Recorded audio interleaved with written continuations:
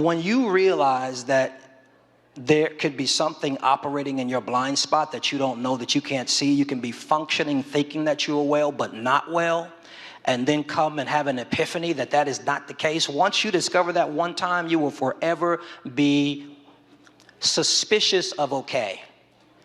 Right? You'll be suspicious of your okay. In other words, I might say I'm okay, but I need to have processes and practices and disciplines and community and therapy and other things to make certain that my okay is actually okay.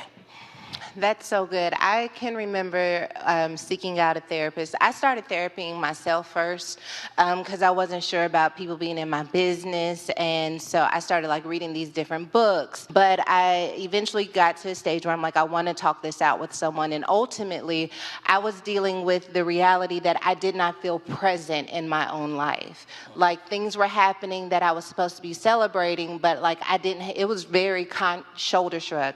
It was very shoulder shrug. Like when I made the New York Times bestsellers list, I was just kind of like, that's nice. You know, like it didn't feel like, yeah, I wasn't there.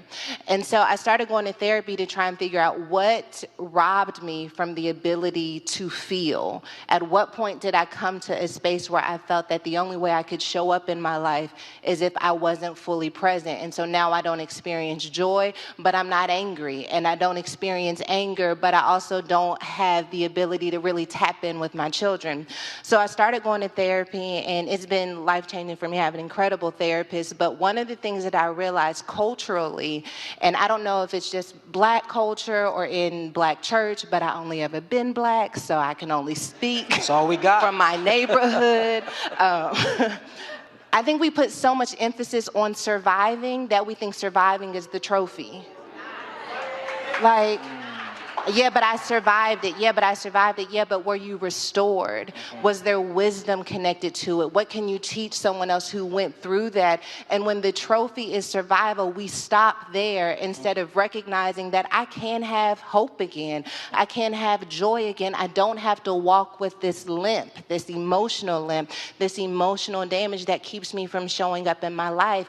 And that's where vulnerability comes in. And for me, that's where my relationship with God comes in, because it's like I survived, but I don't want to go through it again. But I think mental wealth is respecting the resiliency of your wounds so that you can show up in your present with confidence that I don't know what's going to happen, but I don't have to be afraid because I didn't just survive, I recovered after the survival.